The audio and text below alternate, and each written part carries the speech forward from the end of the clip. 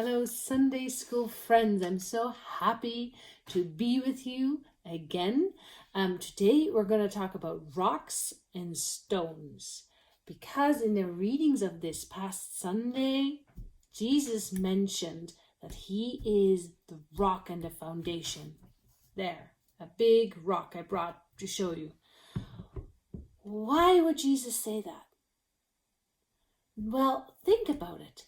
If you would build something on here, or if you would climb on here, right? Like this little figure.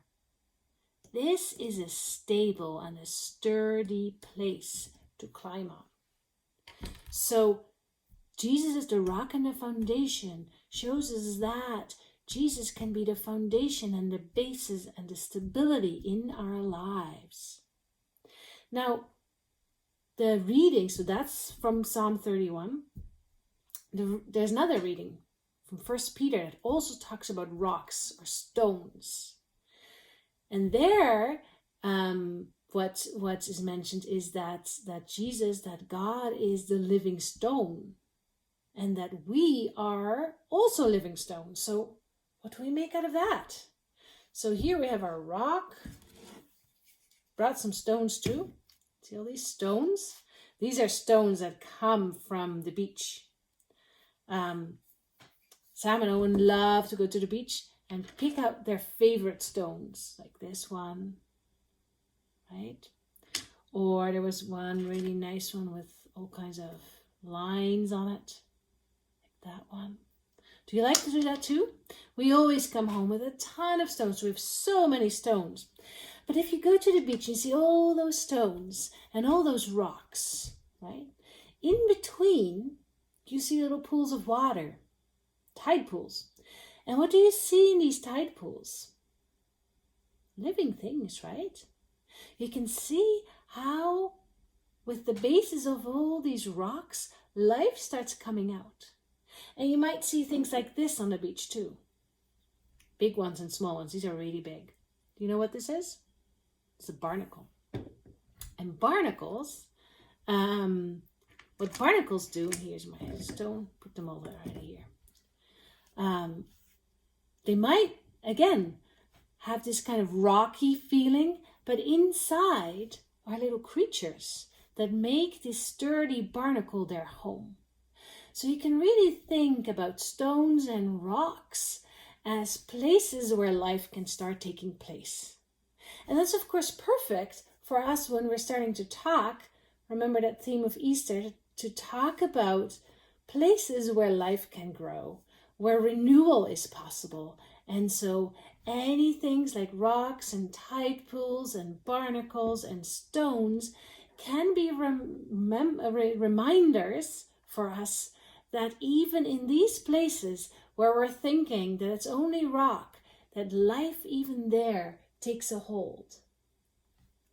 I want to show you one more thing that I think is so beautiful about when life takes a hold on places that we think, right, where nothing can grow.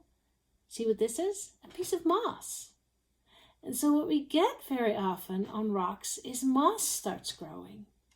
And when moss starts growing, other plants start growing. Right, so at the beach we can see little critters living in between the rocks. In the forest we might find mosses and then other little plants that find their way and their roots in those mosses, and things start growing. And all these we can see how rocks can be the foundation in nature for new life to come about. So I'm gonna put this back because just like last week, I'm also going to have a story for you. Do you remember Bear? Do you remember that bear living on that island that had become an whole island full of concrete and a massive garbage heap of things that people had just thrown away and didn't need anymore? But that bear found in some of that garbage some pieces and brought them to life by making a boat and finding that beautiful place full of abundant life. Well, that's a story I want to keep talking about today. And I'm gonna put it ready for you. I'm going to put my rocks with it so you can keep looking at them too. And as I'm setting that up, what I want you to think about, one thing that you can do this week to remind yourself of the fact that you are a living stone and that God is a living stone, is you can find a rock and you can paint it. For example, this is what Sam has done. He has painted it, the beautiful tree. And this can be a reminder that even though we just see a rock, there's place for growth and life. Or, this is a really nice one. I found this. I got this from somebody. I didn't do this myself. Right? It just says love with rainbow hearts.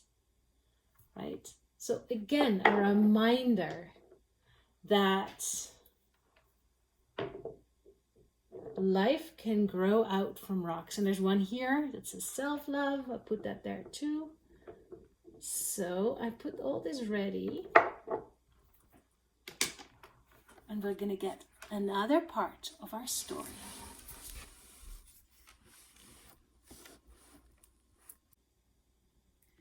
It was a beautiful morning. The sun came up, and high in a tree was a bird, singing and greeting the morning full of life. The bird was so excited that it was spring again, that it looked so much forward to building a nest. And as the bird was looking around and thinking, where this time am I going to build my nest? Where could I find a sturdy and safe place to build a new place for me? He saw a most curious thing approaching. What could that be? The bird was astonished to suddenly see a beautiful boat landing on the shore. Do you remember that boat? You should. Remember this bear climbing out of the boat, scratching in the dirt? Yes, of course. That is our smart bear who used an old bathtub to make a boat so he could escape that island full of concrete. As the bear was rummaging around in the dirt, the bird called out to him, "Bear, bear!" "What is it? Who's calling me?" "Bear," said the bird. "What is that you arrived in?" "Well," said the bear, "that is my boat." "But where did you find such a magnificent boat?" "Oh, well, I can tell you," said the bear.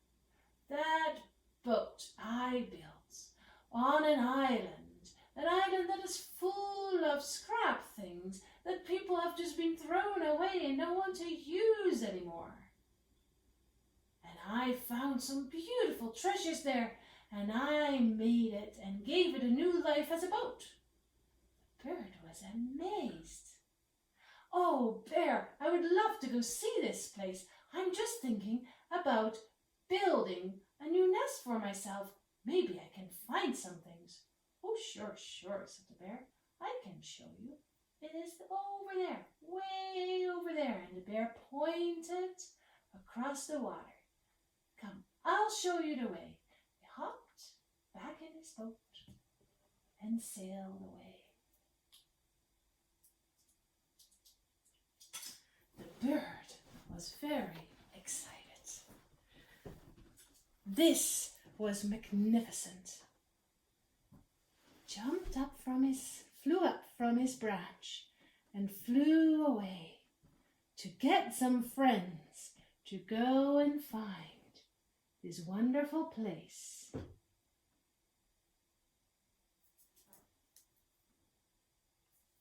So do you remember that garbage heap?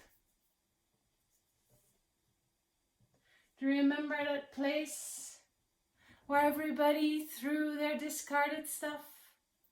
And the tiny little worm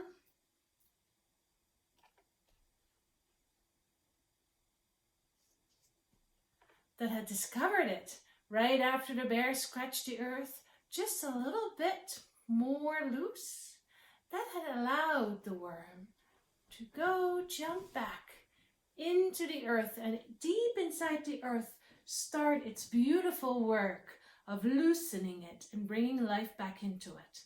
Well, it was very good that that little worm was so deep in the earth, because suddenly 2 birds came flying over the heap.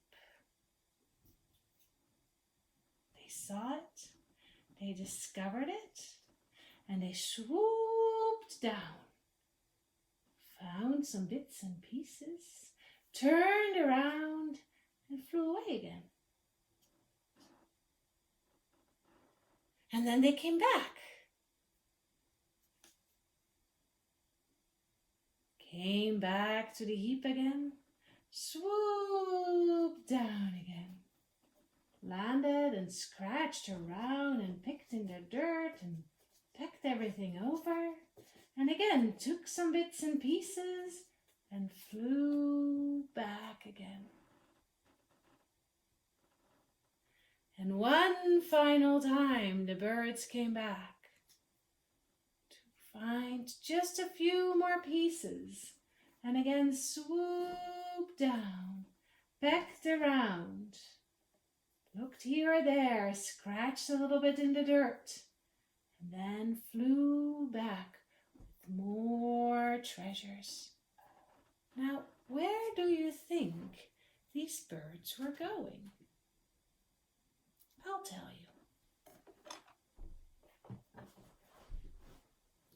The birds flew and flew and flew and flew till they found a little rocky corner of sturdy ground and dropped their treasures. Again they went back. Got more treasures, returned, and dropped their treasures on that sturdy ground. And slowly, as they went back and forth, dropping their treasures again and again and again, a most magnificent place appeared. The most beautiful bird's nest, this most beautiful sturdy bird's house that you had ever seen. This is the way the birds brought back life. 2 leftover pieces from a heap of scraps. And in that beautiful nest, they would be nesting, they would bring back life. Now, you might wonder what now has become of that heap of garbage. So let's once more return to that heap. And what you'll see is that it has gotten just a little bit smaller. There. Just a little bit smaller already, because so many things were picked over. It's just very, very quiet. And there almost seemed no life. And then a rain cloud came over and rained and rained and rained and rained down on the garbage heap. That woke up our little friend, the worm, because, as you might know, the worms very much like wet rain. The worm was so happy and discovered that there was just a little more place now for it to wiggle and wriggle, and a little less garbage because the birds had taken so many away. And the worm thought, maybe this is the time to come and invite some more friends to come live with me in this dirt. And also, slowly over the days and the weeks and the months, more life started coming back to that heap. A couple of mushrooms poked their heads, and mushrooms can be really good for places, providing new nourishments for the ground so that soon maybe plants can come and find their way and their ground in that heap of neglected and abandoned stuff. So what do you think? Will this place that has been abandoned come to more life?